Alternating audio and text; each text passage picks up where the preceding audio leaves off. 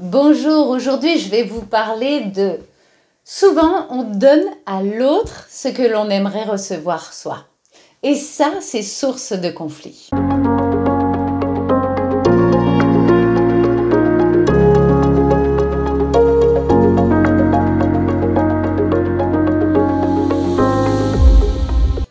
Oui, c'est source de conflit, pourquoi? Parce que, vous voyez, une fois ça m'est arrivé, j'ai vu quelqu'un qui était très triste dans un groupe de formation et je suis allée spontanément la prendre dans mes bras. Pourquoi? Parce que j'aurais aimé qu'on fasse ça pour moi si ça m'était arrivé à moi. Sauf que cette personne-là, c'était pas du tout son besoin. Donc forcément, ça a créé un conflit. Enfin un conflit qui a été vite désamorcé parce que je me suis excusée et j'ai tout de suite compris. Et ce que ça m'a montré aussi, ça fait partie des apprentissages de la vie, c'est que souvent on donne à l'autre ce qu'on aimerait recevoir.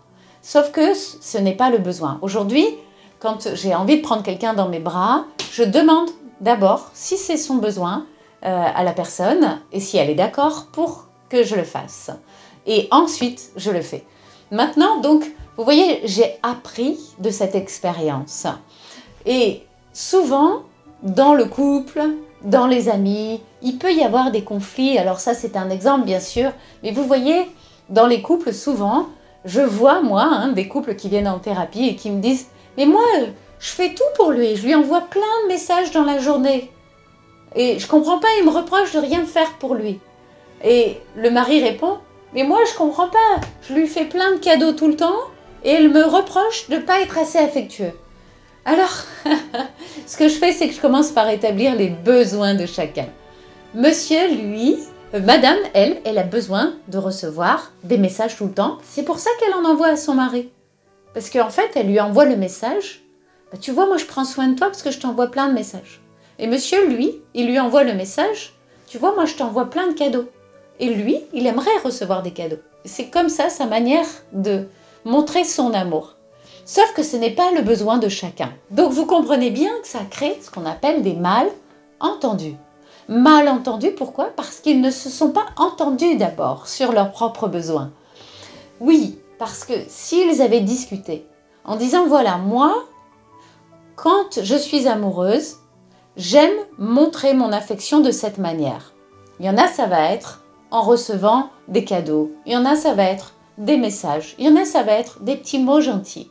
Et puis il y en a d'autres, ça va être des gestes gentils. Vous vous rappelez de ma vidéo « Les 5 manières d'aimer l'autre » Je vous invite à aller la revoir. Et il y en a d'autres, eh bien ça va être par la présence, être là. Vous voyez? Donc, ce qui est important dans un couple ou même dans une relation d'amitié qui naît, eh bien c'est de prendre en considération le besoin de l'autre. Ainsi, ça évite, bien sûr, qu'il y ait des malentendus. Puisque quand on a communiqué sur les besoins de l'un et de l'autre, moi je sais que pendant un moment j'étais dans une relation amicale avec quelqu'un et il m'offrait tout le temps des cadeaux. Mais j'étais extrêmement gênée. Déjà parce que moi j'avais pas la possibilité, je travaillais beaucoup et donc j'avais pas la possibilité d'aller me déplacer en ville pour lui choisir sans arrêt des cadeaux. Puis en plus c'est pas mon mode de fonctionnement tout le temps. J'aime faire des cadeaux ponctuellement. Mais à chaque fois qu'on se voit, c'était pas possible pour moi. Donc, vous voyez, ça crée en fait, je vais dire, un malaise dans la relation. Voilà. Et donc, jusqu'à ce que j'ai expliqué que moi, mon besoin, c'est plus d'être en relation avec l'autre, de pouvoir marcher de temps en temps ensemble et pouvoir discuter. C'est plus, voilà, le lien. Sentir que l'autre est présent si on a besoin. Pour moi, l'amitié, voilà, elle se crée comme ça. C'est d'être présent dans les moments les plus difficiles d'ailleurs déjà.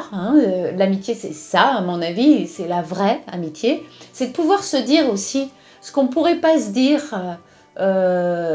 ou qu'on pense ne pas pouvoir dire à l'autre. C'est d'être vrai, authentique, mais tout avec, bien sûr, bienveillance et dans le non-jugement. Pour moi, c'est aussi ça, l'amitié, pour pouvoir accompagner l'autre à évoluer. Et puis, eh bien, c'est de s'envoyer un petit message de temps en temps voilà, pour se dire qu'on pense à l'autre, etc. Voilà, l'amitié, c'est plus comme ça, moi, que C'est mon besoin en tous les cas, moi, pour l'exprimer. Et puis, eh bien, certaines personnes, ça va être autrement. Voilà. Hein. Mais je vous invite à faire ce travail, entre guillemets, c'est un petit travail, cette communication en tous les cas, avec vos amis, avec votre famille, avec aussi votre conjoint ou conjointe, pour savoir quels sont les besoins de l'autre. Et puis aussi, à vous centrer sur vous-même, parce que très souvent, on ne se connaît pas bien soi-même. Et donc, de chercher quels sont vos besoins à vous. Comment vous aimez qu'on vous montre l'amitié, l'amour. Comment vous aimez qu'on vous considère. Et quels sont vos besoins. Et déjà, quand vous allez les identifier, ce qui n'est pas toujours évident, quand on n'a pas pensé à soi et qu'on pense toujours aux autres. Justement, ce matin, j'avais une cliente qui me disait « Mais moi, je pense toujours aux autres, je fais tout pour les autres. » Non, elle ne fait pas tout pour les autres, elle fait tout pour être aimée. C'est différent. Quand on fait tout pour être aimé, on est prêt à même s'oublier soi-même, se nier. Et ça, c'est très mauvais.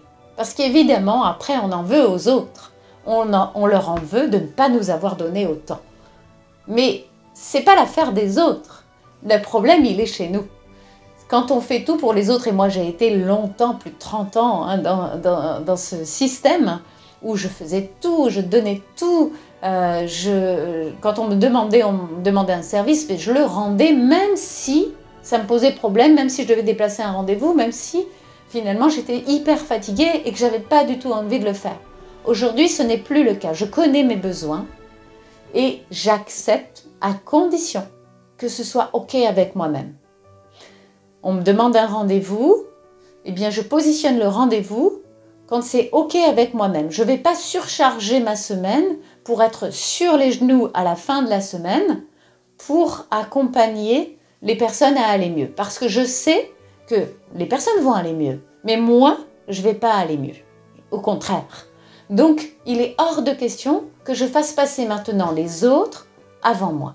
Et je vous invite vraiment, surtout les femmes, je crois que nous les femmes, alors là, hein, on trimballe quelque chose de très profond et je vais en reparler dans d'autres vidéos là-dessus, mais on n'a pas à se sacrifier pour les autres. Nous avons tous qu'une seule vie et il est très important d'en prendre soin vraiment, pas faire semblant. Donc, de se faire passer en premier.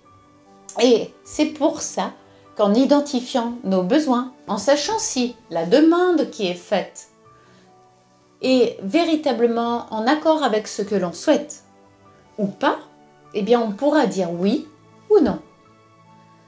Si vous êtes comme moi avant et que vous ne savez pas dire non, je vous invite à faire ça.